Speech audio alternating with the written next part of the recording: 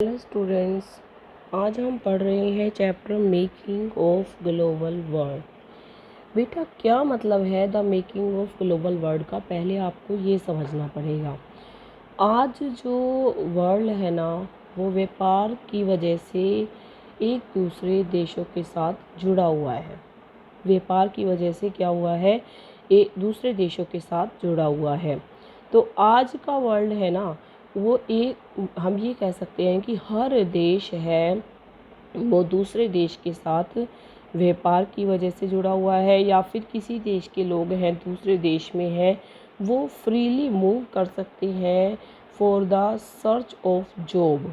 तो आप मेरी बात समझ रहे होंगे कि हम क्या कह रहे हैं।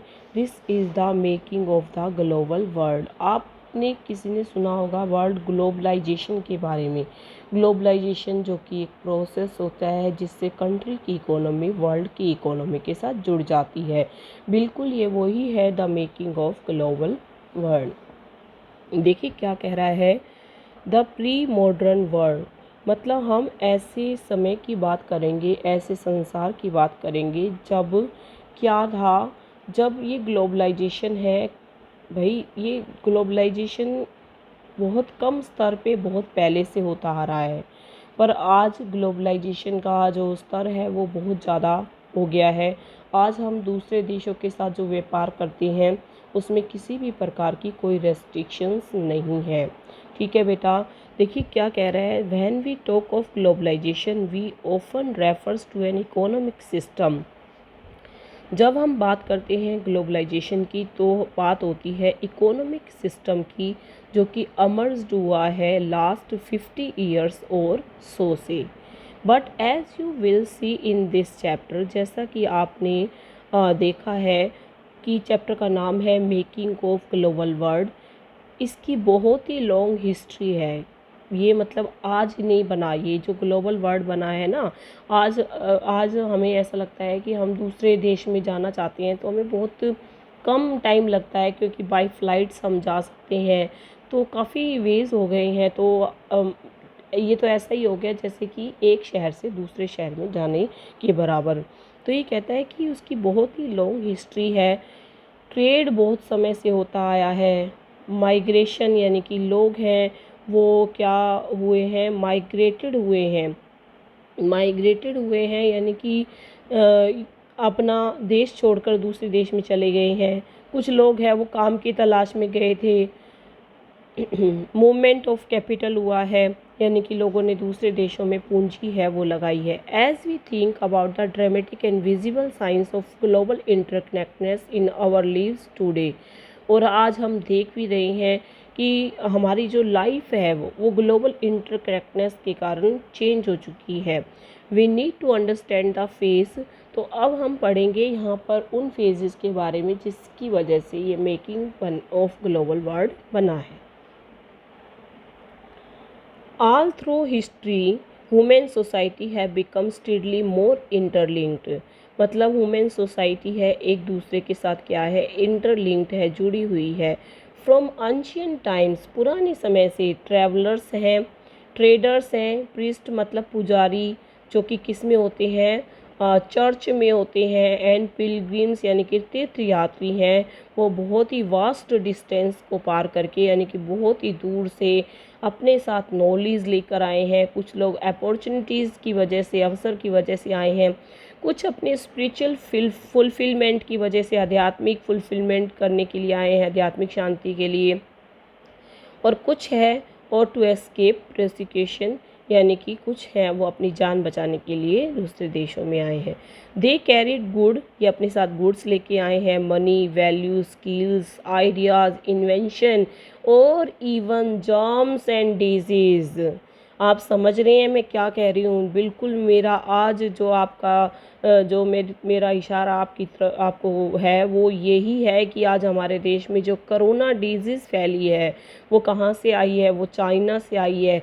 तो वो एक व्यक्ति के अंदर जो करोना है उसके जर्म्स होंगे, तो वो व्यक्ति हमारे देश में आया है और ये डिजीज़ उस व्यक्ति से फैली है।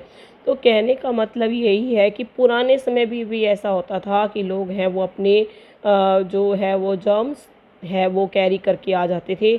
और दूसरे कंट्री के लोग भेज देते थे और किस तरह से वो पूरे कंट्री को तहस नहस कर देते थे। तो ऐसा ही है बिल्कुल।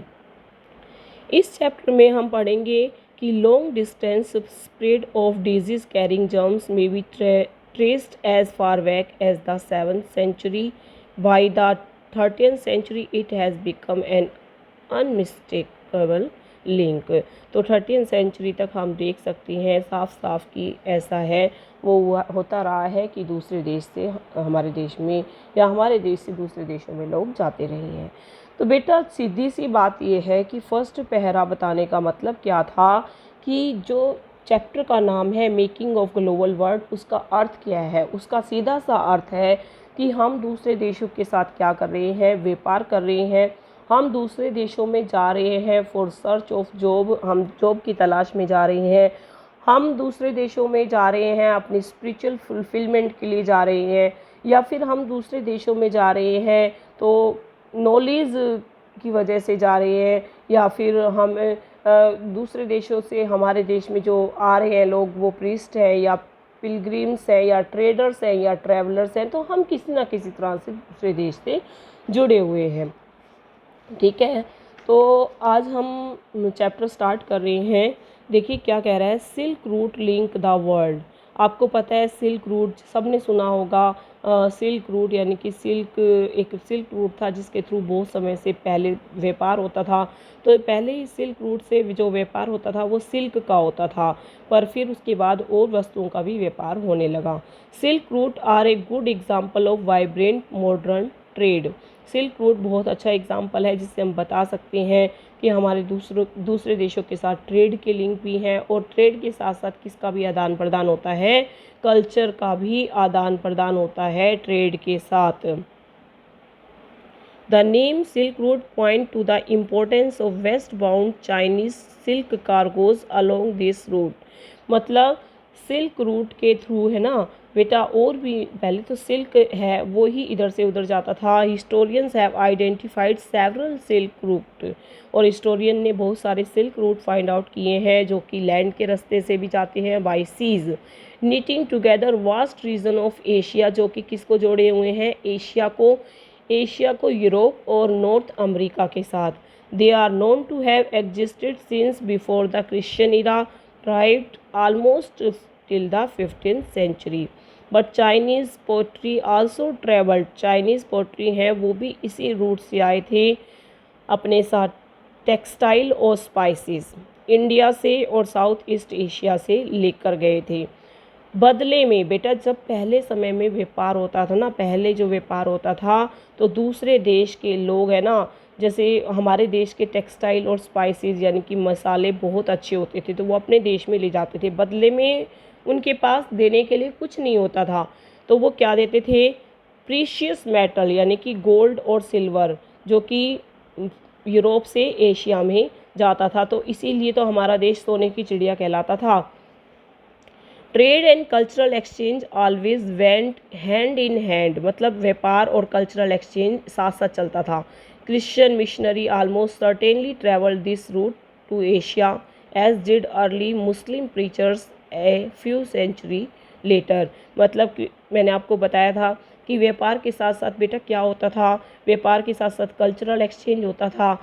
जो दूसरे धर्म के लोग हैं वो अपने धर्म के प्रचार प्रसार के लिए, जैसे क्रिश्चियन मिशनरीज़ हैं देश में आ गए तो उन्होंने अपने धर्म का प्रचार प्रसार किया। कोई बुरी बात नहीं है बेटा, हमारे कॉन्स्टिट्यूशन में लिखा हुआ है कि हम अपने धर्म का प्रचार प्रसार कर सकते हैं।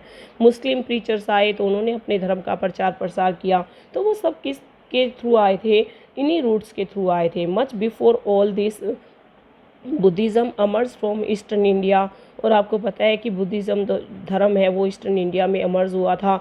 तो ये धीरे धीरे क्या हुआ, स्प्रेड हुआ, कहाँ से, सिल्क रूट के थ्रू। तो आप समझ पा रहे हैं कि हमने व्यापार के साथ साथ कल्चरल एक्सचेंज भी किया है, और हमने व्यापार किया है जिस रास्ते से, उस रास्ते से लोग हैं वो जॉब की तलाश में भी दूसरे देश में गए हैं, स्पिरिचुअल फुलफिलमेंट के लिए भी गए हैं, कुछ धर्म के मिशनरीज़ हैं वो भी इधर से उधर आए हैं। तो आज जो है ना किसी भी प्रकार की रेस्ट्रिक्शंस नहीं है, तो हम रेस्ट्रिक्शंस नहीं है तो इसका मतलब we are free to go in any country. तो हम एक्सपोर्ट इंपोर्ट कर रहे हैं दूसरे देशों के साथ, बिल्कुल फ्रीली एक्सपोर्ट इंपोर्ट कर रही हैं। तो मेरे कहने का मतलब आप समझ ही गए होंगे, और सिल्क रूट तो हमारे इतिहास का सबसे फेमस रूट रहा है। थैंक यू बेटा, आपको बहुत अच्छे से समझना है, वीडियो को बहुत अच्छे से देखना है। Thank you so much.